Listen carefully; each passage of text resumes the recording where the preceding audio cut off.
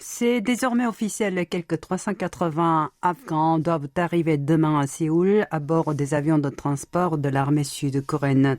Ce sont tous des personnels civils de recrutement local et leurs familles. C'est ce qu'a annoncé aujourd'hui le gouvernement. Celui-ci a précisé que certains d'entre eux avaient travaillé dans l'ambassade de Corée du Sud à Kaboul, la capitale, et les autres dans les hôpitaux ou les centres de formation professionnelle que Séoul avait établis pour la reconstruction du pays d'Asie du Sud, tous pendant plusieurs années.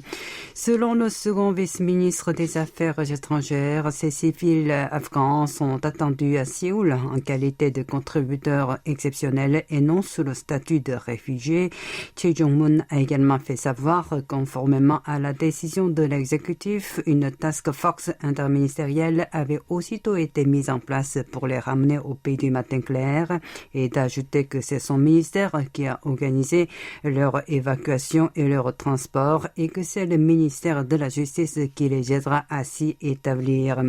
Toujours selon le vice-ministre, ses collaborateurs ont demandé à pouvoir se rendre à Séoul depuis le début du retrait des soldats américains.